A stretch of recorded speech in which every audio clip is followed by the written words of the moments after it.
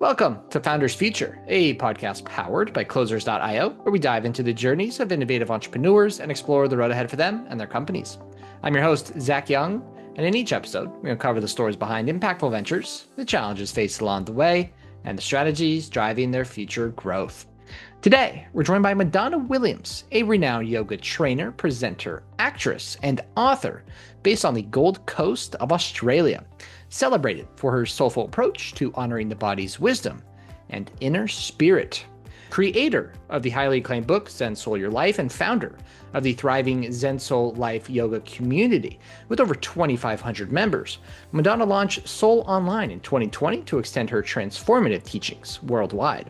Through Zen Soul Academy, she empowers individuals to cultivate deeper self-awareness, vitality, and spiritual connection via yoga practices that blend physical grace with profound inner growth. Madonna, a very, very warm welcome to Founders Future. Thank you. Thank you for having me. And yeah, that's quite an introduction, but you've obviously done your research. Hey, it's always a good reminder to, hear about all the cool things you've done, right? Yeah, it is actually, because I am very up to the minute. I do love to, practice what I preach, living in the now, being mindful of what's happening right now for me. Mm-hmm. Yeah, very cool. Well, let's start with a little bit of background, right? We'll definitely dive into present day. That's where we'll spend most of our time. But before we do, I do like to start with a little bit of background, right? So before yoga, before Zen Soul Academy, can you tell us what were you doing previously? And what was really your inspiration for getting into this space? Okay, so it's been a journey. If we go back to, I guess I've always had a passion for both health, exercise, and the performing arts. And so when I was younger, I started as an aerobic instructor, but I'd always loved to dance, sing, and act. Then I trained as a health and physical education teacher, also with performing arts as a second subject. So I started in teaching in high schools in my early 20s, health and phys ed, and I choreographed musicals, taught performing arts as well. Later moved on to become a personal trainer, and I taught health and wellness subjects in TAFE and became a personal trainer for the staff. All the while, sort of part-time auditioning for roles in film, TV series, and TV commercials. So that was sort of ebbing on the side. But living in Queensland, the work wasn't as prevalent as it is in other parts of the world. But I did manage to land quite a few roles, which was fun. And, it really fulfilled me at the time. But fast forward to 1993, being very healthy and fit, teaching at the time, auditioning at the time, I had a horse accident and I became immobilized for it was nearly 3 months, but the rehabilitation and debilitation kind of continued for a year. And that was a big wake up for me. It was a lot of personal growth in that area. In that time, rather, I was, lying in bed and learning how to meditate, reading books on overcoming adversity, reading lots of books that, I really resonated with on a deeper level, and not knowing any of the information at the time, but just feeling that this is what I needed to hear.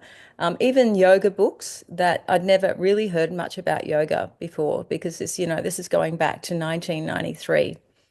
That's a long time ago.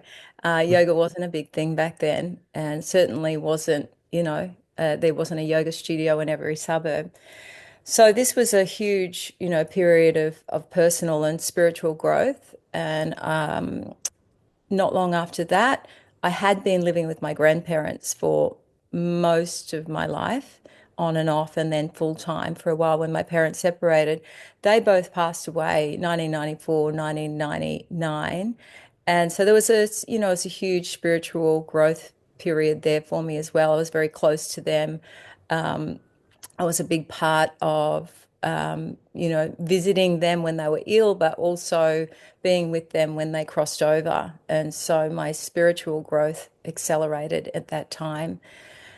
And, it's that favorite quote, it's not what happens to you, what happens for you, right? Mm, So the rehabilitation and this spiritual evolution, I was learning so much how to cope, learning to meditate, learning breath work, philosophy books, learning to master the art of overcoming adversity and negativity. And then in 1994, I started attending actual yoga classes when I was, my back felt ready, in a very light and ginger way, but it was enough to make me realize that there was something very powerful about the practice. And I remember every time that I landed in the end of the class, Shavasana, I was like, wow, I'm going to teach this one day. This is profound. I'd never felt that relaxed and supported and a sense of, whew, I've really let go. I've really released, tension and pain from my mind and my body, even if it mm, was for that split amount, that split second or that period of time, usually 10 minutes. A good shavasana is 10 minutes.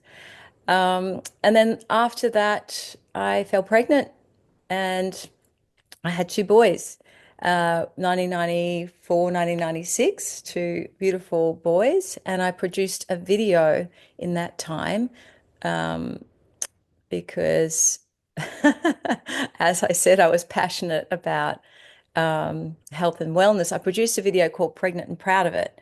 And that was quite successful at the time. It just did need a marketing machine behind it, which I didn't have. And I tended to, I'd produce something like that, but then my passion and my skill set was always in the teaching and in the people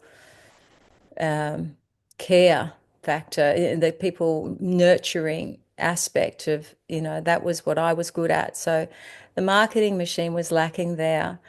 And then I need to fast forward this, don't I? mm. It's a, yeah, just a little bit. So let's go to 2002. I started teaching yoga. I had done a course. I started teaching yoga and then I built a management agency on the side. So, what I'd always planned to do was have a full-time job which could sustain what I love to do. And in this case, it was a management agency that represented actors because I'd been in the audition industry for so long. I kind of had the network and the contacts. So I started to build that up while I was teaching yoga on the side. In 2002, unfortunately, we had a family tragedy. So teaching yoga is mastering yoga. And so that became another big part of my healing over the next years. Over the next 10 years, my management business actually did quite well. We landed hundreds of roles, film, TV series, and TVCs for actors in Australia and roles in the US. However, despite my success, I fell in love with yoga and the truth and the peace of yoga. The hundreds of students that were turning up in front of me that experienced light speed healing, peace, changes in their lives that were indescribable. And the fulfillment and the sense of satisfaction I got from doing that outweighed the the agency. So I ended up taking on a partner and weaning myself out of the agency, which I still touch base with today, and they still land me some roles today in certain things that that are suitable. However, the teaching took off, and yeah, just very quickly from 2012. I started retreats actually. I launched retreats in 2007. I wrote a book called Zen Soul Your Life in 2012. Yoga teacher training started in 2015.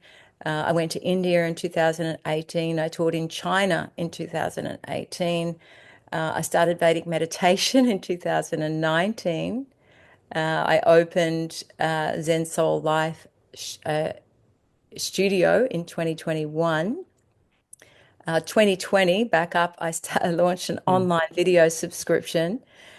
And in 2023, I completed my Chopra coaching course, which and started coaching, which I absolutely love. I still do that today. I Mm, sold my yoga studio in 2024. We had I had some medical issues, and I prioritized my health and my mum at the time, actually. And then in 2025, I also realized in 2024 that, as I mentioned before, my strength is teaching. My strength is caring and looking after people. So the studio management was just something extra that depleted my energy for teaching. mm, And then last year, end of last year, I went to India again and I completed a Himalayan Yoga Vedantic tradition training, which was a 300-hour course for a month. And it was my intention to upgrade myself and then continue to offer what I do for another 10 or 20 years. mm. And then, I came home to rebrand my business as Zen Soul Academy. So that's where I am today. Quite the journey, quite the journey. I mean, we could spend a lot more time going over Yeah. it, but I mean, Mhm. hey, you just went through a rebrand, right? That's always Yeah. fun. Let's dive into the present today, right? Walk Yeah. us through the rebrand a little bit. What does working with Madonna look like today? Okay. Um, well, as it is multifaceted. I think there's the in-person yoga classes, which I'm only doing one or two of in the local area at the moment. There's the in-person retreats. There's the in-person yoga teacher training. So I do a 200-hour level one, and then with a 300-hour level two, I offer a pathway to that through 25 and 50-hour modules. Mm, So they're both in person, but I am looking at um, uh, building courses online.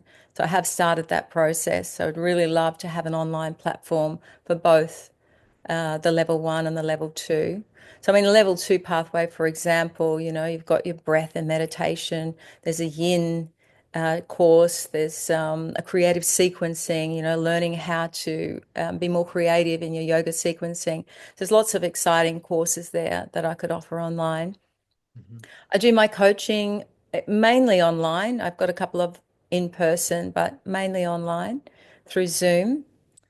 Um, and I'm looking at group coaching because I found that through my training there was a lot of group coaching when I did the Chopra course, and it was powerful. And I feel when I run retreats, one of my greatest uh, feedback from the students and my clients overall is they they thrive on my ability to hold space for the group and how much they get out of that and how much they get out of learning from each other, but also being held in a caring, supportive, nurtured environment with that guidance. So I feel mm, I'd love to run some group coaching online. But mm. that's how the business operates today, Yeah, essentially. Yeah, yeah, so the decent. classes, the training, the retreats, and the coaching. Yeah, decent amount going on there. And I love what you said about the group coaching, right? It Mm, starts with the right facilitator to set the space for everyone else. Well said mm. there. I'd love to dive into the coaching a little bit, right? You mentioned you're doing some over Zoom. You love to get into the group coaching. Walk us through the coaching. Who are you typically working with? It just everything, how you structure it, things like that.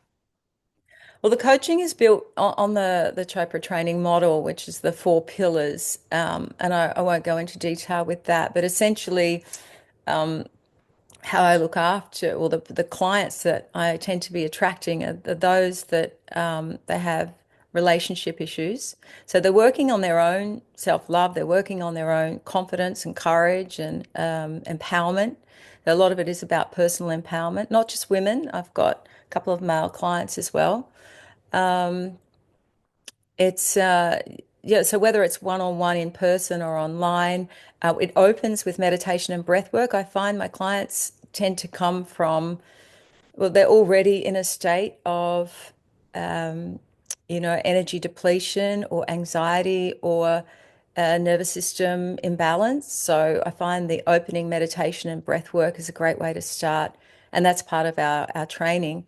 And then we move into the the core issues of what they would like to address. So it can be anything. And a lot of it's a 10-week course, the coaching, and the opening is to establish what these issues are, what they would like to address. But a lot of it comes back, it can be all different kinds of problems, but the core issue is much deeper. And it can originate whether it's a core issue of fear or a core issue of anger or a core issue of grief. And then, we work on whatever that core issue is and in a in a progressive way, in a intuitive way. And my intention and my role is to guide my client to empower themselves. Like you have all the answers. So to hold space and yes, to ask those intuitive and insightful.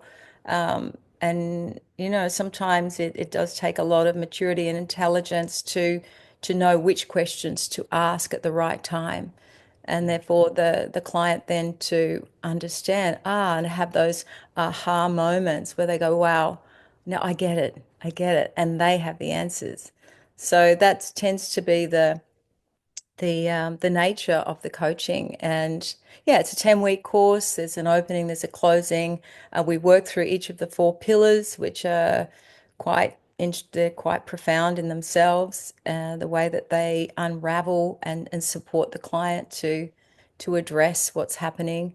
Um, and yeah, lots of 5-star Google reviews and lots of very happy clients that then tend to go on and they want they want more coaching. So I introduce them back once. But this is where I'd love to introduce the group coaching where, Mm. one-on-one clients can join in and can dip back into the energy of that, that space that we create in the coaching bubble. Yeah, it's a great Mm, little system to have. That's for mm, sure. Absolutely. mm. Looking to the back end of the business for a second, how are or most of your clients currently finding you to work with you? Lots of word of mouth. So client referral is a big one for me. Social media, Instagram, Facebook, um, website. I get a few. Um, yeah, I get quite a few actually. I get many inquiries from the website. I have a YouTube site with videos, classes. So I've had a couple of inquiries through there. Google reviews, yeah, or past clients. So clients that have done classes or retreats or trainings, or they've somehow found me during 2020 in my online courses. There was quite a lot going on in that period. Yeah. Mm, Yeah, that makes a lot of sense. You've reached so yeah. many people in the past, people still remember that. There's a flow Right. on, yeah. Oh yeah, And I mean, absolutely. with the future, I would like a global reach on my group coaching and also possibly online class subscription. I'd like more of a global reach. Having done just this course in India recently, there were 22 countries, so I've met lots of new people and, been able to sort of increase or expand my reach a little bit through that as well. Mhm. Yeah, Mm. great way of going about it. It sounds like you're hitting just about every avenue out there. Social media is definitely an interesting one, right? I'm curious, do you have like a social media strategy you follow when it comes to posting things like that? To be honest, I'm I really resonate with organic, authentic posts. Hmm. Um, so no, I don't have a strategy. I guess my strategy has been to learn over the years of, well, how does social media work for me? And how do I see other perhaps educators, not so much influencers, but educators?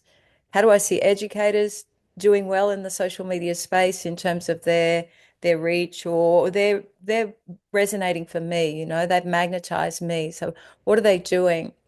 That's how I've tended to learn social media. But I know there's just so much room for growth and support there. Yeah. Yeah. It's social media is an interesting place, that's for sure. But Yeah. like you said, I think it's important to do what's true for you, right? If you essentially force yourself to be doing things that maybe you don't align with, it's Hmm. not good for the long term, right? I'm sure you want to be doing this for 5, 10, 20 years in the future, right? It's not Yeah. about the next 6 months. I tend to feel into what's relevant. Maybe it's relevant on the day. It's relevant socially, politically, or so, it's relevant on an energy level. Maybe Mm, there is something socially, politically, or there's some world news that's affecting our energy. And then I tend to post something that's quite organic. It could be, something that's calming, or it's stabilizing our nervous system in some way, or it's philosophical. It's always points back to yoga or what I believe in and what I practice. Mm. Well, that's something we need. We certainly are in a lost world, so we certainly need things like Yeah, that. And something that's I'm grounded. Yeah. yeah, I'm sure it's good at bringing the people who are right for you to you as Mm, well. They probably resonate quite well with that content, I'd have to assume. mm. And occasionally I post something that's personal. I used to post a lot of more personal things, family related or personal things that I felt were, I don't know, quite powerful in a sense that they could positively affect um, people that I care about and that that are following me. It's like it's a way to reach out to lots of people I've had contact with. As I mentioned, all the things that I've experienced in life so far, there's hundreds of people there that I've had contact with. So to reach out to them in a way that's has a positive influence. Mm, Mm. absolutely. As Very my well son said. said in he made this little book for me at Christmas time. It was absolutely beautiful. But he said, Mum, you love loud. And he said all these great things and all these pictures, and it was just so beautiful because he Mm, knows I love the written word. When he was little and growing up, and what do you want for Christmas? What do you want for your birthday? Just write me something. Just don't buy a card. Just make a card and write something. I love your words. And so that's what he did with his book, but it's all about words and pictures, which is my favorite gift ever. Those younger Mm. years are definitely something to cherish. That is for sure. Well, he's 30 now. I'm sure you still have that book you mentioned, though. No, he just gave it to me, just Christmas gone. Oh, this Christmas. Yes, this Oh, he's Christmas. still Yeah. doing it. I Yeah. love it. I love it. He still remembers. He knows what his mom likes. That's important. Yeah. Yeah. Good He's a good guy. Good boy. guy. Good for him. Well, I think I mentioned this earlier, right? It's January 2026. The year is still fresh. You just went through a rebrand, right? So some exciting things happening. Any specific goals you have for yourself and the business you're looking to achieve this year? I think, as I mentioned, with the group coaching and the group video, sorry, group like Zoom courses, like doing a course where I have that connection once a week, not just uploading a course and here it is, away you go, which I can do that as well, but I do like that weekly connection. It's just, I think the goal is to create seamless platforms to make all that happen. Hmm. Yeah. That's I would say my vision is this online classes, online courses, continue what I'm doing, but feeling that there's an automation and there's a platform that's seamless and it's helping me, it's supporting me. And I mean, look, I have got a team that I work with teacher training, other teachers that work with me, someone that helps me with the management of it. But as far as my online platform, I think, a really good VA that I've never worked with a VA on an ongoing basis. So I feel after collaborating with other teachers around the world too, that's something that I feel I would benefit from with Hmm. the growth that I have in mind. Um, Hmm. and and keeping in mind that growth, also practicing what I preach in terms of this year, my word is balance. So having a work-life balance as well.